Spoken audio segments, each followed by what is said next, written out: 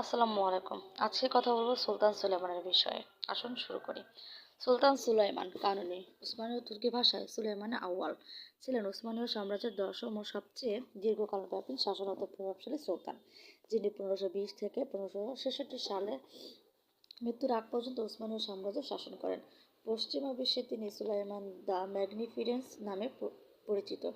তুরস্কে কারণে সুলতান নামে এবং আরব বিশ্বে সুলাইমান আল মুহতাসাম নামে পরিচিত। সুলতান সুলাইমান 1490 সালের 21শে আগস্টে পিতা সুলতান সেলিমের ঔরসে ট্রাবজন প্রাসাদে জন্মলাভ করেন। তিনি উসমানীয় সাম্রাজ্যের পুরাতন সকল নীতিমালা পুনরায় সম্পূর্ণরূপে নবীকরণ করেন বলে তুরস্কে তাকে কারণী সুলতান বলা হয়। তিনি 16 শতাব্দীর ইউরোপে একজন বিশিষ্ট সাম্রাজ্যাধিপতি হিসেবে স্থান লাভ করেন, যার শাসনে উসমানীয় খেলাফতে সামরিক, রাজনৈতিক, আর্থিক ও অর্থনৈতিক শক্তির ব্যাপক বিস্তার ঘটে। সুলতান সুলেমানের সেনাবাহিনীর পবিত্র রোমান সাম্রাজ্য ও সুবিশাল হাঙ্গেরির পতন ঘটায়। সুলতান সুলেমান পারস্যের সাফাভি রাজবংশের শাহ প্রধান তাহমাসের বিরুদ্ধে যুদ্ধ পরিচালনা করে মধ্যপ্রাচ্যের বেশিরভাগ অঞ্চল দখল করেন। এছাড়াও তিনি উত্তর আফ্রিকায় আলজেরিয়া ও লিবিয়া সহ বড় বড় অঞ্চলগুলো দখল করেন। তার শাসনামলে তার অধীনস্থ কাপুদান পাশা হায়দারদ্দিন বারবারোসা স্পেনের নৌসেনাপতি আন্দেদোরিয়ার নেতৃত্বে সম্মিলিত খ্রিস্ট বাহিনীর বিরুদ্ধে 1538 সালের প্রিভিজার যুদ্ধে বিজয় লাভ করেন। এই নৌবাহিনী ভূমধ্যসাগর হতে লোহিত সাগর এবং পারস্য উপসাগর পর্যন্ত তাদের আধিপত্য বজায় রাখে। এছাড়াও তার নৌবাহিনী তৎকালীন স্পেন হত্যাযজ্ঞ থেকে বেঁচে পালিয়ে যাওয়া নির্বাসিত মুসলিম ও ইহুদিদের উদ্ধার কার্য পরিচালনা করেন। তিনি ছিলেন উসমানীয় সাম্রাজ্যের সবচেয়ে শক্তিশালী ও ক্ষমতাবান সুলতান।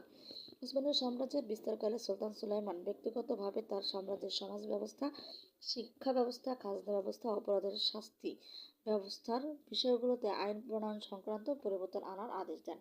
তিনি এসব কানুনগুলো স্থাপন করেন গেছেন। সেসব কানুনগুলো উসমানীয় সাম্রাজ্যে অনেক শতাব্দী ধরে প্রচলিত ছিল।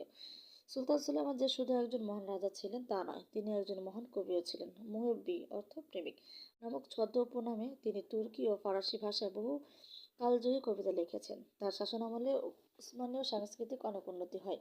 সুলতান সুলেমান উসমানী তুর্কি ভাষা সহ আরও 5টি ভিন্ন ভাষা কথা বলতে পারতেন, যেমন আরবি ভাষা, সার্বীয় ভাষা, ফার্সি ভাষা, উর্দু ভাষা এবং চাগাতাই ভাষা। এটি এখন একটি বিলুপ্ত তুর্কি ভাষা। উসমানীয় সাংস্কৃতিক নিয়ম ভঙ্গ করে সুলাইমান তার হেরেমের রুথেনিয়ান দাসী হুররামকে বিবাহ করেন। সে ছিল একজন অর্থোডক্স খ্রিস্টান ধর্মাবলম্বী, কিন্তু বিবাহের পূর্বেই সে ইসলাম ধর্ম গ্রহণ করে।